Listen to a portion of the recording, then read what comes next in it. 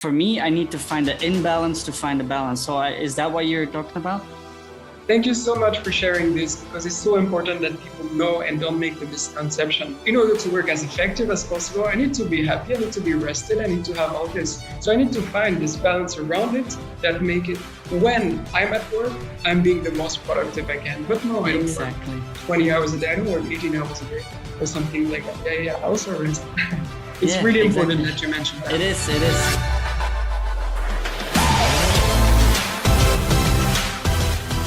Awesome. Adam, thank you so much for coming on the 7th episode of In Full Effect. Can't believe we're already at the 7th episode.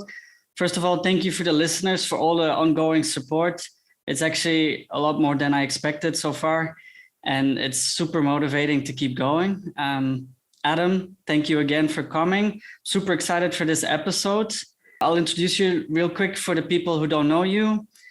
We met for the first time in Dubai, but you're from Switzerland, right? Yeah, exactly. Okay, cool. It was somewhere in the mountains in Europe. That's what I remember.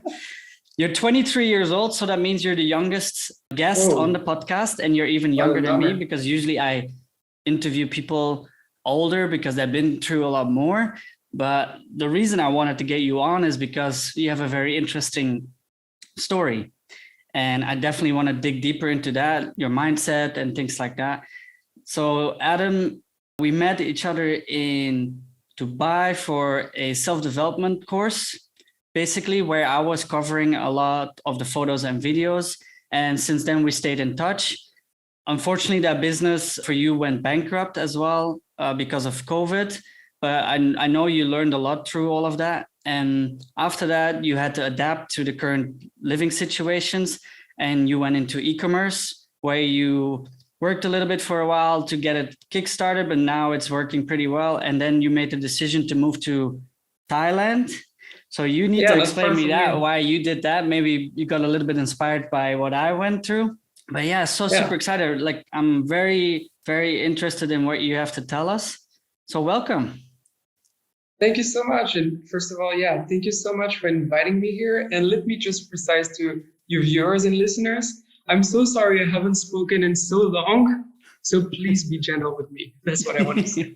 That's okay. Right. Let's move on. I'll make it sound nicer. Yes, please. Cool. So right now, what are you up to? What are your day-to-day things? Where are you? What do you do?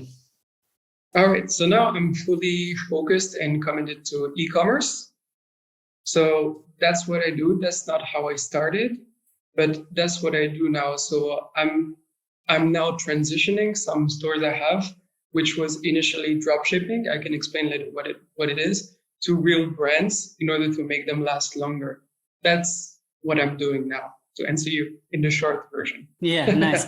Yeah, I've always been very interested in drop shipping and e-commerce. When I was in Melbourne, I met some really, like, let's say, gurus, but in reality, they were just really smart with what they do, or they were early on the hype, and they, like, some that grew multi-million-dollar businesses, multiple stores, and then also from drop shipping turned it into e-commerce brands, like you said. It's very exciting because it's all about attention rates. It's all about how to grab the attention of people scrolling on Facebook. So it's definitely a deep dive in a lot of psychological things for yourself and for your customers. So yeah. And if we reel it back a little bit, what's your background? So basically, I like to say I came from nothing, but I didn't came from nothing, of course. But I started like everyone. I wanted to go to university. So I studied forensic science. Actually, at first, I wanted to study sports, but I got an injury, so I couldn't pass the test to enter the sports university. I was really into peak performance already. I really wanted to achieve, and that was through sports at the time, through running especially. So it was a big disappointment for me when I couldn't study and go full into that. So I had to adapt. So I chose forensic science because I just saw like the success rates in the university. It was like 13% in the first year. So like one of the highest failure rates in the whole country, in Switzerland. So I took it. but I didn't like it at all. I remember when I got my first exam results, it was like in Malaysia, and I had no feelings. I just didn't care about like the result that I had. I'm like, really? I just worked my, can I say bad words here? Yeah, I can cut my, I'll I bleep just them worked so, out. okay, I just worked my ass off, if I can say. For 6 months, I didn't go out and do anything. And that's how I feel after I passed my exam. So I'm like, okay, damn, that's not. So Yeah, then I've I been got through on, something similar as well. So I yeah. totally get where you come from. I mean, it's a good thing though that we have these lessons early in life, because some people, they Exactly. achieve their goals of money or whatever it is, they don't feel anything. And that's where you go into like, yeah, Tony Robbins says, like, success without fulfillment is the ultimate failure. I think he says that. I believe I remember correctly. Anyway, so yeah, we both know what it is. Then I went to the army because it's mandatory here. So it just allowed me to give me more time to think what I really wanted to do with my life. And then I started with the business we've done together, network marketing, actually, which we did for how long? 2 or 3 years? 2 years about, yeah. Well, I really enjoyed that for a while, but more for the community and the people and the self-development around it. Not That's, and it was travel, sure. A lot of travel, so that was great. Yeah, the travel, and most importantly for me too, I think it was the self-development. We can say whatever about network marketing. I know it has like sometimes a bad reputation, but what you learn in that, like, you learn so much if you apply it and if you go to the seminars and stuff. But yeah, I think that was like these past 3 years were like the 3 years, like the base for what I'm building now. So yeah, it was amazing, man. Cool. That's awesome. Yeah. And then from there on, of course, COVID got in the way. We had to change some things. What was your decision to go into e-commerce? So it was kind of like e-commerce was unconsciously talking to me for quite some time. They're like the number one trainer in France, like he's number one by far. This guy, he actually worked for my uncle before. And back 3 years ago, I had the opportunity to go eat a dinner with him, but I denied. I said like, no, I'm too busy. And that's probably a mistake I made, But 3 years later, so 3 years ago when I had the opportunity to eat dinner with him, he was, I don't want to say he was nothing, but he was not nearly where he is now, right? Yeah. So back 3 years later, when I think, what should I do? And then I come back to him, I see his YouTube channel. I'm like, wow, that's a transformation. Wow, he changed, and wow, he's so successful now. So just seeing this kind of transformation in course of the years, it really showed me that, like, wow, that, even if it's just one example, it's someone I know, so it's like, damn, that it's there's close. Something to Yeah. So I bought this training basically, and that's how I started. Nice. And the decision to move to Thailand? Oh, that has nothing to do with it. I just came to Thailand 4 years ago on vacation with friends. And when I first landed in Bangkok, I was alone for a week, and I was like, wow, this one day I will live here. I don't know when, I don't know what I will do, but when I have the opportunity to do it, I will come straight into Thailand. So here I am now. Been here 5-6 months. Yeah. Great. Half a year, and you're in Bangkok still, right? Now I'm in Chiang Mai. Figured out it's way better than, it's more to my style than Bangkok. Okay. Have you ever been to Thailand? Yeah. Bangkok was a bit too much for me at the time. And then I also did Phuket, and like we went to a resort south of Bangkok as well. But I spent some time in Phuket, like scuba diving and just enjoying I wasn't there for partying. I didn't like that, but just I'm an adventure kind of guy. Chiang Mai, right? No, definitely want to do that.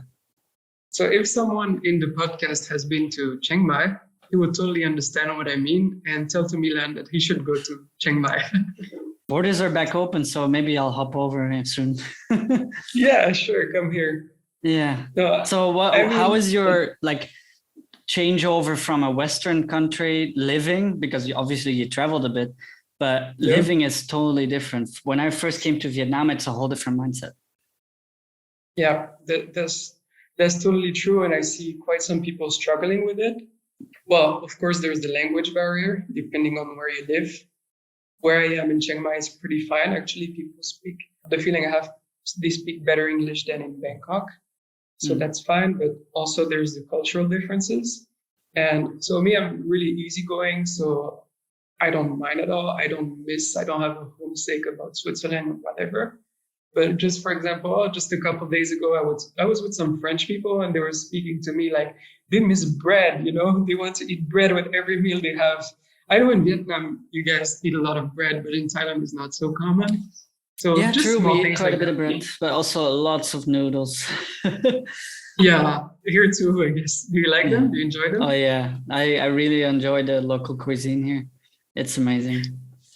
So I guess for someone who wouldn't enjoy it as much as us, that would be harder to adapt. No, of course, it's one of the reasons I love Asia so much is the convenience of everything. Yeah. It's just like anything is possible almost, you know? And that's why I just love it so much. It's not like back in Europe where it's 6 o'clock, the shops are closed. Yeah. No, here's 24/7. Yeah, true. And it's very like convenient, it's chill, nobody's going to judge you. You can just live your life. You can do whatever you want. If you want to wear a pink suit or if you want to wear whatever you want to wear. Pajamas even here, nobody cares. Nobody cares. And that's what I really love about here, Yeah. But yet it's a very much a hustle mentality everywhere you go. Yeah, that too. Yeah. So it's very inspiring to be amongst and to grow your own business and just like you're always like going and going and going because people around you, the locals and the foreigners are just hustling. Yeah, and you have people who work for you, right? Yeah, a few. You have local people. So yeah, you're really close to them. Yeah, I guess. Yeah, but also just so like hard. This any random street vendor and stuff, they work their ass off to work and they a lot of people do it with passion. That's very much why I enjoy it here. Nice. Let's get into the more serious questions. What I want to know from you. We know a little bit about your past right now and the reasons behind why you do certain things. But in the end of the day, what are your big goals and aspirations in life? Where you want to head towards? What keeps you going? What drives you right now? Okay, so that's a hard question. Of course, there's the goals, there's the numbers. It can be so much for someone or it can be little for someone else. So it's not relevant. But my real purpose is to just like, I really want to reach my full potential and I want to be the best I can ever be. So it's like, I'm testing and doing whatever I can to get really better. And then I don't want to have any regrets, right? So the numbers, the goals are here. It's targets. I reach them. Sometimes I don't reach them. Doesn't matter. It's like just the fact of setting the goal. But I just want to give my best all the time. That's just how I am. How I've grown up, we say in English. Yeah, how I've grown up in the past few years. So how do you think you can reach your full potential? What is for you your full potential? Like, I know you want to do the best and be the best for yourself, but what does that mean for you? All right. So the full potential right now is mostly business related because that's my main focus now. I know in the long run, it won't be only that. It will be life in general. I want to be successful and depressed. So I'm happy now. So that's fine. It's not my main focus point. I'm happy. It's great. And as long as I'm doing what I want to do and reaching my full potential for now, I'm happy. So in order to do that, like I really use that, the discipline actually, really disciplined. I really try to treat my business like, how to say it, almost like an Olympic sport, if I can say it like that, where I have my routines and it's like specific and I have to reach this by this deadline. And that's how I do. So right now you're very focused on the business and you're build your life around that now to reach those business goals. down the line or in the future, what would be the ideal full potential for you? When, like, at a certain point, I think you would reach certain levels in business. Do you think that always will be growing? Like, obviously you can like set your goals higher and higher and higher, but down the line, let's say in 20 years, what is going to be your full potential? Okay, that's a really good question, because a lot of people, like, they would get stuck in like getting higher and higher goals and defining themselves by these goals. And that's exactly what I don't want to do, even now. So I'm really focused on that, but I don't want them to be like in me, right? And we all talk about like finding the balance between work, life, and all this. Of course, it's true. However, how to say, I know that like when you really want to achieve something like big and great, I don't want to say it's impossible to find the right balance, but you got to work a lot, right? And when you see all the successful people, like the really successful people, most of them, they're not balanced, right? So I don't know if you get my point. Yeah. It's very difficult to find a balance in the end of the day. I don't know how you approach this. For me right now, because I also have a very much focus on business right now, as I need. Yeah, great. I'm saving up and I want to reach certain goals business wise, but I want to work so hard that I'm going to force myself into, okay, now I need to find a balance. I don't necessarily want to find that balance first because I don't know yet what is possible. Right. It's very difficult to explain because it's all in my head. But if I start balancing something that I don't even know what is out of balance, that's why I need to tip the scale one way to see how far I can push that. And when I see, okay, this is wrong, then I push the scale the other way to find a balance again, and to like, you work too hard, you get stressed out, you get depressed, and affects your social life, affects your close people around you. You become grumpy and not a nice person because you work too hard. So then you reel it back. Okay, these things that I did pushed me too hard, and now I go back and start like getting into a better routine. Also, another thing, too hard working is you work until 4 a.m. at night. You sleep, or like you still have to get up early because you have business, but that means you're tired. So you need to reel that back. You won't be exactly. You're more productive if you sleep properly. So you go to bed before 12, even if that's already too late. And then you get up early, and then you get more work done in the morning, for example. So you need to find that, like for me, I need to find the imbalance to find the balance. So is that what you're talking about? Thank you so much for sharing this, because it's so important that people know and don't make the misconception. When we say like balance, it's not like work like crazy into 4 a.m. and then not sleep. No, that's not balance. That's just being crazy, if I can say. There's like, for me at least, there's like balance, like everyone says it, like there's work here, and then there's family here, and then there's friends, and you put like 1/3 each, and that's supposed to be the balance, right? But I don't believe it should be like that. For me, my balance, at least for now, it's around work, to make work as effective as possible. Exactly.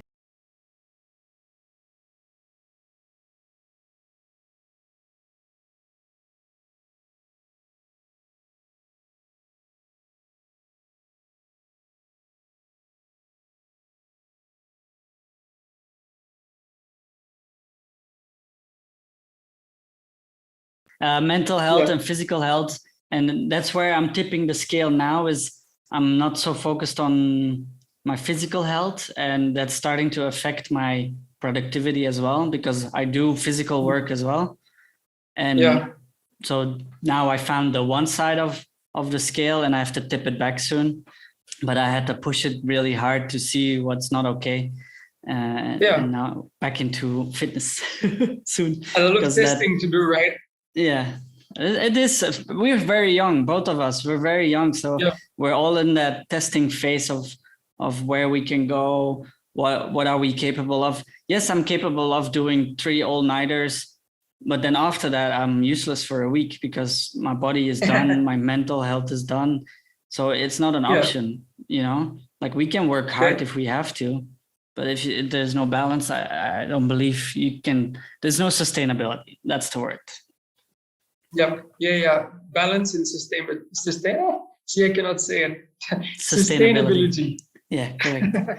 So I think for both of us in the long run, it's full potential is finding that balance and becoming most efficient in what we do while we're still learning things and while we're improving. You got it. Exactly. That's exactly it. Yeah. Nice. Yeah. It's good to find actually someone on the same journey as I am, as I've been interviewing people that been way advanced or been through a lot more. So of course it's very interesting to interview them and to hear from them as they've been through all of that. So I can learn from it. I can take lessons out of it. But in the end of the day, I still need to figure it out for myself. I still need to burn my fingers on certain things. Like, okay, I can't touch this. I can't do this. For some things work, but for me, it wouldn't. And I bet it's the same for you. Perhaps that's why you moved to Thailand. There's more focus there than there is in Switzerland. Although there's more comfort in Switzerland for certain things, perhaps. I don't know, you can explain that more, or the mindset about being in Thailand? Yeah, sure. Yeah, in Switzerland, of course, it's a very comfortable country. Of course, I don't need to mention it. I think everyone knows it. There's nothing I didn't like about Switzerland. I like Switzerland and I was born and raised there. It's just that when I came to Thailand, it's more like I fell in love with Thailand, right? So nothing bad. I can be productive. I can work from Switzerland or whatever, but I just prefer here. I don't know, personal preference. I don't believe that we should be stuck where we were born, right? If you feel like you want to go somewhere, you like a place, just go. And maybe in 10 years, I'll be anywhere in the world. Maybe I'll be in Vietnam with you. Maybe you will be in Switzerland. Who knows? Yeah. I don't think I'll be leaving here anytime soon to live anywhere. I understand you. It's especially nice in this penthouse suite behind you you're living in. Yeah. I mean, background. Yeah, that's great. You mentioned you went to university and you followed a course for your e-commerce. So I want to hear your thoughts about self-taught and education. And this is maybe also a balance between the two, and there is no right or wrong, or like, what is your opinion on that? Or how did you go through life with that? Okay. Well, it will be really hard to have like an objective thought on that because I dropped out of university and I succeeded from a course. But there's people who do e-commerce, they would say like university is worthless, blah, blah, blah, blah, blah. I don't believe that at all. I mean, if university you feel is good for you, just go for it. And I'm sure you can learn so much stuff from university and the courses and things like that. It's just different. You just learn, like in university, you will learn things that you maybe wouldn't learn in courses, I guess. But in courses, there's a lot of stuff you wouldn't learn in university. So it's just complementary. And there's a lot of students who are doing what I'm doing actually. But yeah, I don't think it's comparable. It's just two different things, if that makes sense to you. For two different goals, perhaps. Yeah. And for business, especially, like, yeah, of course, I cannot succeed if I don't learn from the best or I don't learn from someone who has done what I want to do, right? So there's also this mindset going on. Oh, yeah, that's important to share. Like, there's this mindset, people, like, they don't want to pay $1,000, 1,000 francs, or 1,000 whatever currency. They wouldn't pay that to learn a skill. But I mean, learning a skill for yourself, it would take so much time to do it on your own. So this kind of courses is really great now because it's really cheap. You don't have to pay $100,000 like you would for university, right? And you don't need to pay consulting. It's just everything is learned through video, PDF, or whatever.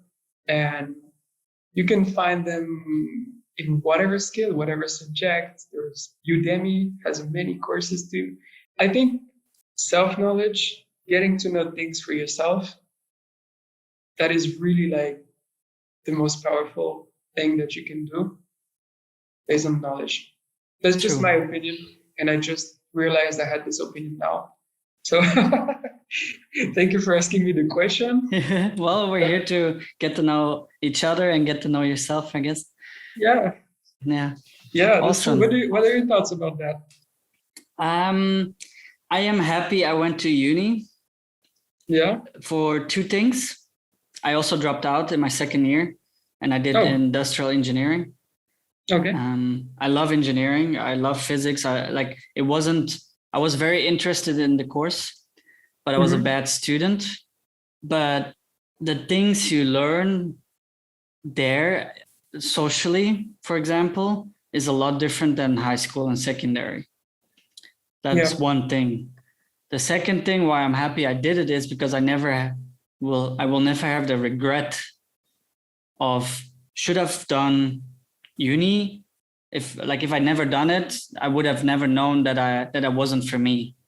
Although I liked it, I don't enjoy working my ass off reading books or like reading the curriculum.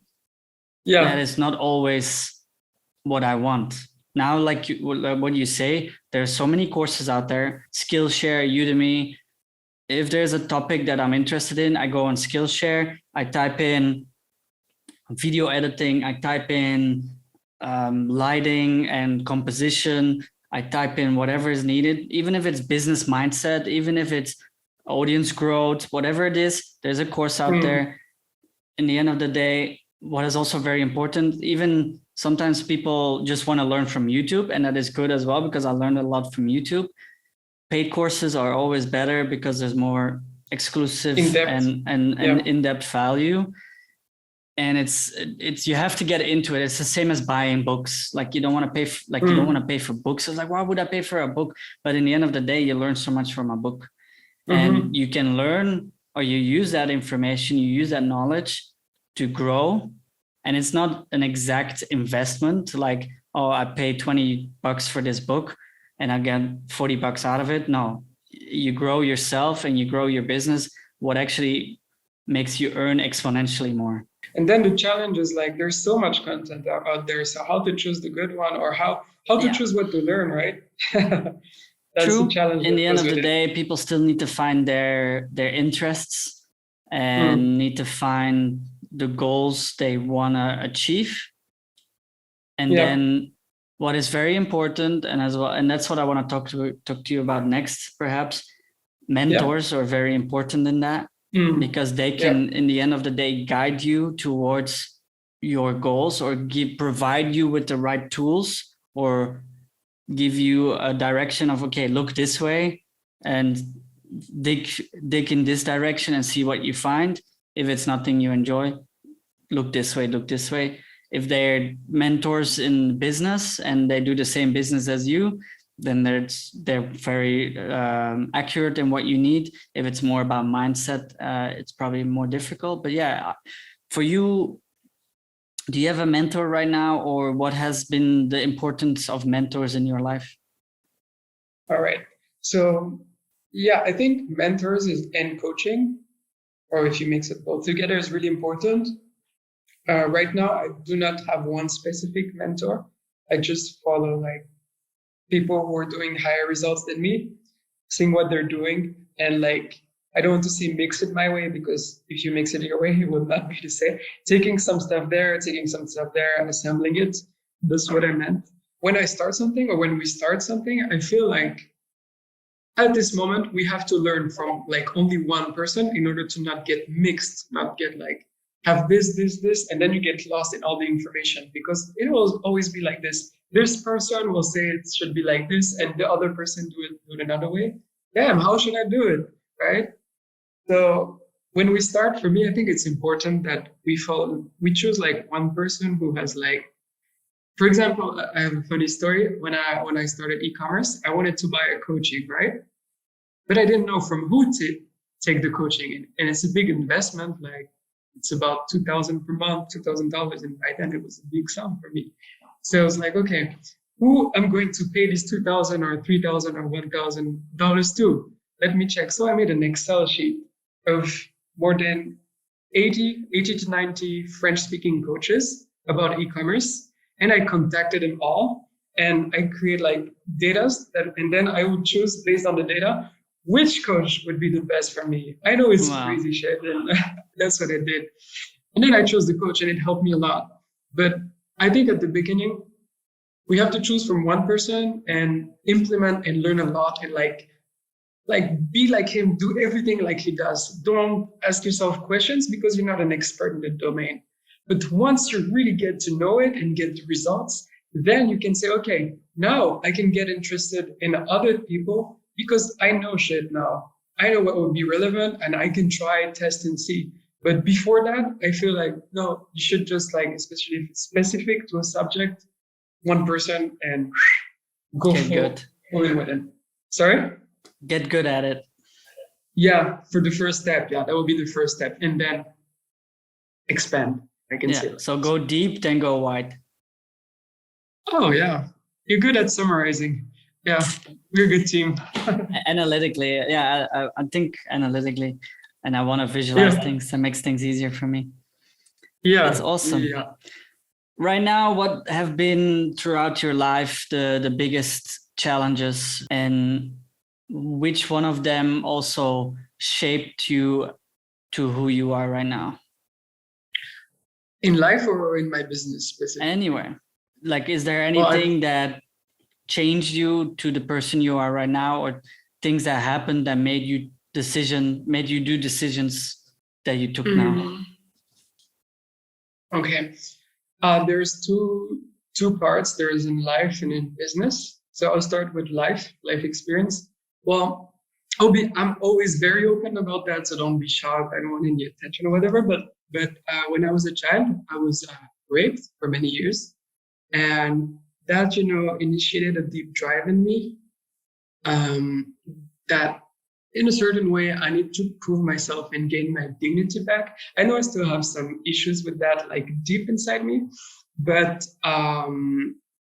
yeah, that's really giving me a big drive. And like, don't worry, I'm okay. Like for people who are listening, that I'm saying it on purpose because it's a really taboo thing, especially for men, who live that. Like men mostly, they will never say that because they want to be manly and stuff. So yeah, that happened to me. And by the way, it happens to a lot of people. Anyway, so that's the reason I have such a high drive now. So, anyway, and the business challenges I'm having. So that was the personal thing was more like the big drive, the big changer, like what really happened that forged me, if I can say. I mean, I don't know if I would have the same drive if that didn't happen. So anyway, it happened. I cannot change it. In the business challenges, that's not forging me deep, but that's forging me into becoming better, if I can say that. For example, I'm working with Google Ads a lot. So Google, when you type, for example, you want to buy a product. So here I have my LED glasses. When I work, like a glass, you type LED glass on Google, you either find like ads on shopping ads or on textual ads. So that's exactly what I'm doing. So sometimes Google bans accounts or suspends or whatever. These are like real challenges for most people and also learning lessons. So that's the kind of challenges I'm facing, not daily, but sometimes in my business. And especially when I started, like some people, they would like get profitable in e-commerce like the first month or 2 months or 3 months. It took 4 months to get profitable. And I was not making $1. I was losing money for 4 months. It's not a lot compared to other businesses, but for e-commerce, it can be a lot. And yeah, so every time I was trying something new, failure. Oh, next time I should do it more like this. And then, forging. It's all about forging yourself and forging your business. Yeah. And we all have to go through that, right? Especially us. We're still young, man. We're still young, yeah. Well, thank you for sharing. That's, I can imagine that it turns a switch inside of you and makes you just hustle and wanting to achieve. That's great. Thank you. Is there any people in your life that, like family members, that helped shape you who you are right now, or friends or family? I really love my family. For business, I wasn't really inspired. Like I wasn't like I want to be like him. Maybe like my dad, who used to have a really good position in job. Even if I didn't want to be in the position of an employee, I really like his drive when he came back late at nights and stuff. But yeah, besides loving them, I didn't get most of my inspiration from my family.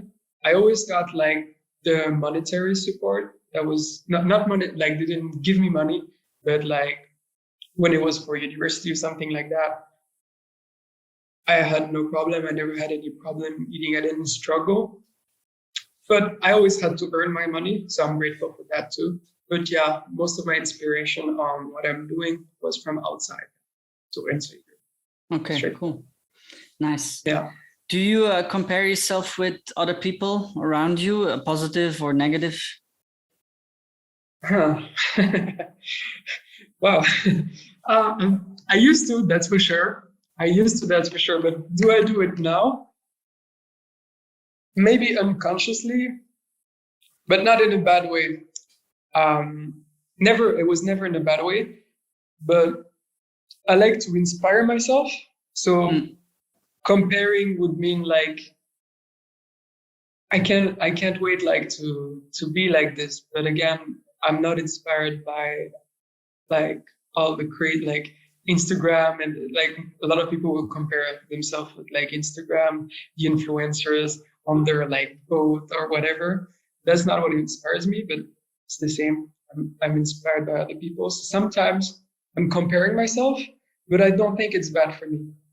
Yeah. So elaborate on that. Does that mean like somebody is also doing e-commerce similar than you, and you're like comparing numbers or comparing success? How does that affect you? Okay, no, now I get it. I'm not comparing myself. I'm just like in my mind, I'm like, okay, I just want to know, I want to learn. And if I can say, I can just define like when, okay, let's do an example. It will be easier. Like, for example, I mean, I'm working in a workspace, so there's some people who do e-commerce. So I know some people knowledge and how much they earn and some things like that. But when I know what they know, I'm like, damn, I can be so much more successful. And it's just inside me. I would never say, never brag about it. But so that's a way of comparing, but it's always like okay, he's done this, he has these results, I can do it too. Yeah, it's maybe just like a motivation, a boost of like, oh, okay, I'm on the right path, knowing that if you work harder and longer or whatever is needed, you can reach the same or better goals. Yeah, I'm pretty confident of myself. That's good. Now. Yeah. How did you find that confidence? Personal development, man. Yeah. What we've done in Dubai, everything. Yeah. That's thanks to that. Daily affirmations, reading, all the routines, man. And then it gets stuck in your brain and you believe in yourself suddenly. So what routines do you use for that? What do you do daily, actively, to like for your personal development? Okay. So the first thing I do, well, now I switched my routine 3 weeks ago, and it's been working way better. I wake up at 5 every day. The first thing I do is I put my headphones on to wake up. I'm not used to it. It's only 3 weeks, so it takes about like some people say 21 days, some people say 2 months to get the habit going. Put my earphones, take my scooter, go straight to office, and then I start by running. I run for about 30 minutes just to get it going and really wake up. And then I start I give myself after that 20 minutes about just meditating, journaling, or just doing nothing, just like sitting in the office and doing nothing, just thinking about whatever, or just not thinking about anything. And then after that, I read for 30 minutes a relevant book. I used to make the mistake of there's so many books. So read books that are so not so relevant. So now I only choose the books that are relevant now. And that's it. That's the morning routine. Lasts about 1 hour and 15 minutes. And I also have the affirmations when I run. So I say to myself, not crazy stuff like, oh, I'm so happy, I'm so handsome, things like that, but things that are really like my goals, for example, to get them inside of me, that I really act towards it. Or that's what I say to myself. That's great. That's very interesting. Yeah. It's very fun to hear people's routines and see also like match the routines with what they achieve. And I can definitely tell like people with such routines have a better focus and clear goal towards what they do, and they show better results as well, I would say. The routine sets the day, because if we wake up tomorrow and we slip through, we wake up at 10, 11, or even 8, 9, it depends. You're like, oh, damn, it's late, and you're lazy the whole day. And it sucks. You don't feel good. Your esteem is not good too. Yeah. I tried to get a routine as well. I have a very inconsistent what is your routine? Daily life, so it's very difficult. I guess so. I also live with someone. I have dogs, so everything is not very consistent. But I am trying to create my routines. I've tried some that didn't work, but I'm figuring out on the go right now because I've met that point where I was overworked for a while, and that affected my mental and physical health a lot. I got sick a lot more often and things like that. So I had to reel it back and find a routine and a balance so things would work out. So I'm still trying to look for that balance for sure. And once you find it, man, you will be unstoppable. Yeah, let's hope so. It's crazy because what we do is it's more so what I feel like is business development to actually be able to grow. Like I can work harder and longer and I'll make more money, but that's time for money. And that's in the end of the day, not what I want to keep doing. And especially when you build a business, you want to hire more people, you want to do more business development and grow the company outside of what you're capable of.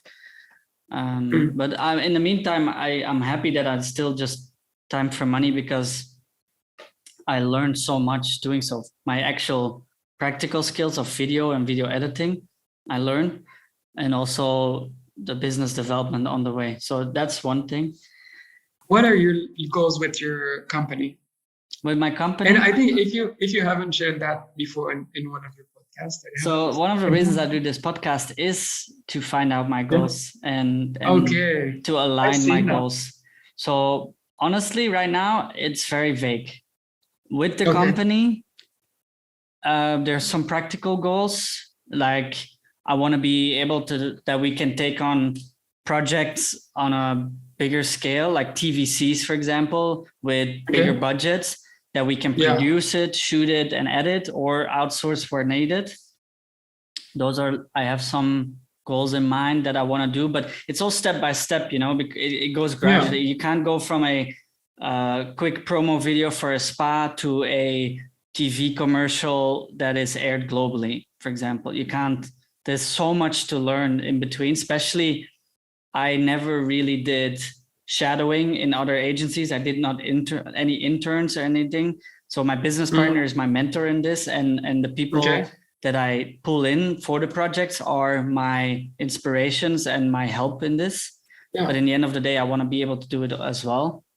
Okay. So those are some goals, financial goals, of course, as well, that we want to be able to have an office running with this amount of people, that we have monthly income, a fixed income, so we can hire people and provide for people. That's also very fulfilling, to be honest, to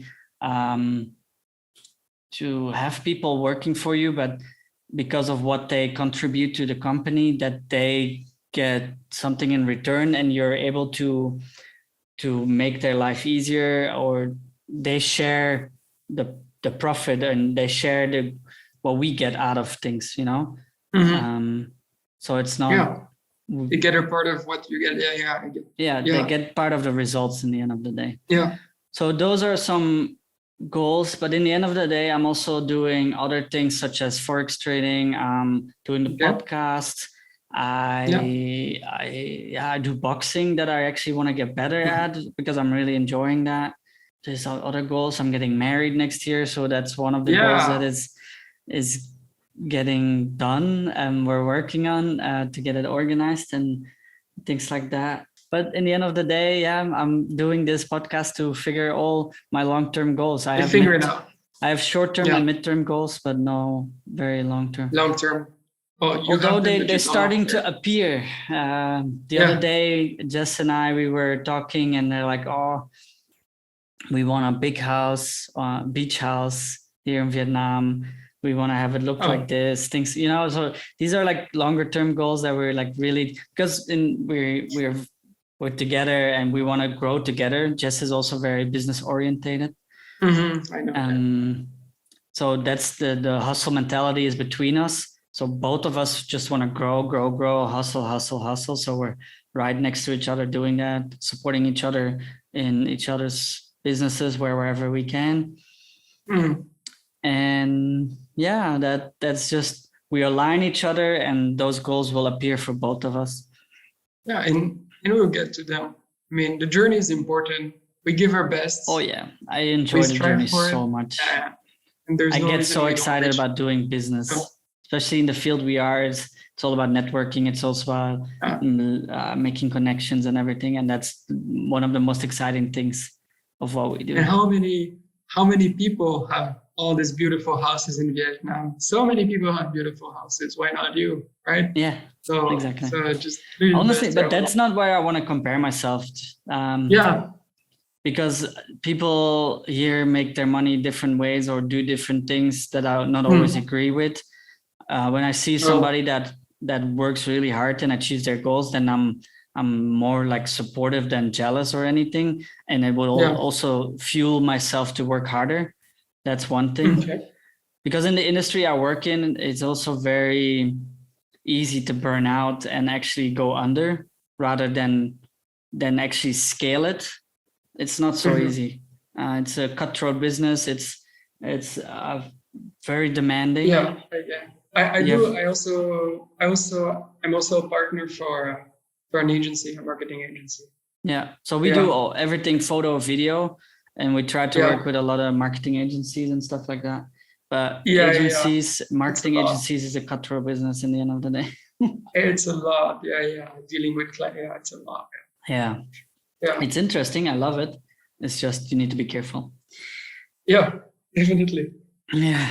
Do you have any tools and tips and things for people to grow themselves? Because perhaps a lot of people that are listening don't even know what their goals are. Maybe that's why they're listening, but also don't even know how to get started at it. Like, how can you figure out your goals? I talked to Millie. She gave some like practical advice of, okay, sit somewhere and just think what you want and keep writing. Anand Patel had something similar as well. Go away for a weekend and just focus, have no distractions. But other things like that, what are for you tools that made you figure out your goals or helped you shape you? Let me think for a second. First, I totally agree with what they said. I mean, how couldn't I with them? But I think what's most important is, so for choosing, that's great advice they gave. But what I feel like sharing is like what's most important in anything, or at least most of the thing. Maybe there's an exception, I don't know.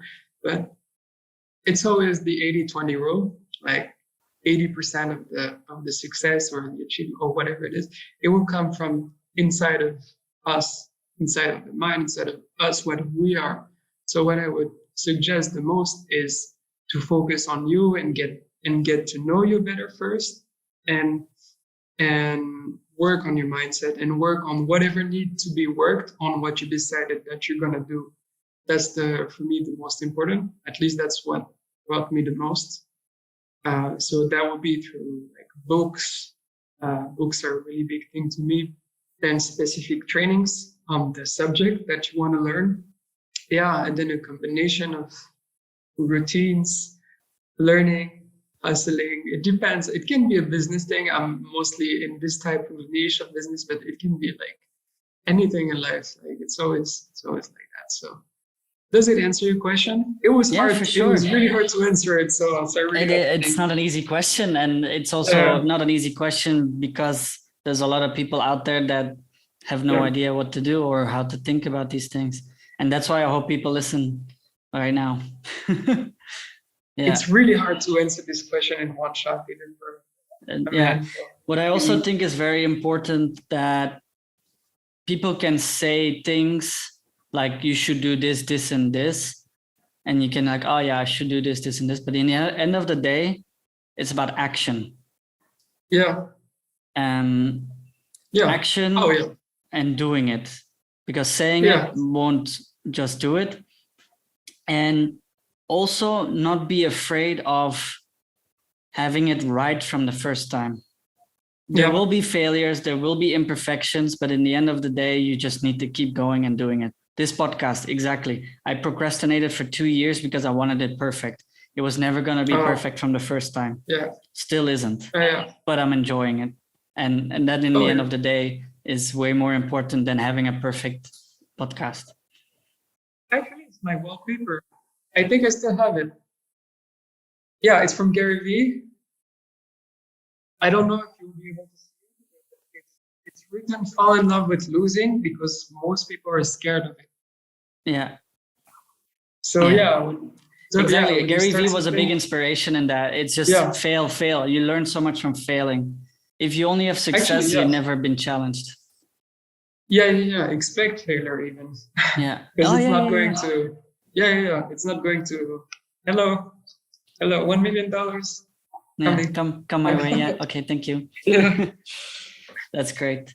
Do you have actually that this answers the next question? Do you have a favorite quote or saying?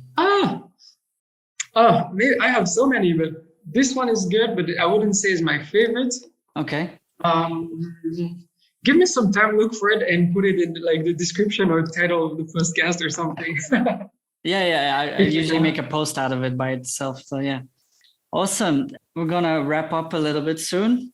Thank you so much. It's been actually very inspiring talking to you. Especially, I feel like we're on like similar paths right now, mentally, and we've been through similar things as well to where we are. Thank you so much. Where is it that people can follow you? I have Instagram. I'm not active on it now, but I will be very soon. Do you want me to say my Instagram here? You can say it. I will also definitely add it to the description so people can follow. It's Silkier Adam. Silkier Adam. Yeah. That's where I'm most active. Now I'm not so much active, but I'll be there again soon. Cool. Or WhatsApp. Yeah.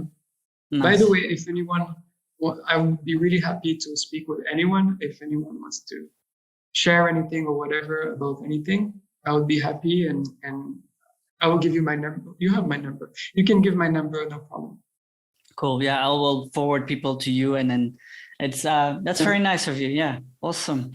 I think there's a lot to learn from different journeys, so it's definitely helpful for people to reach out if needed.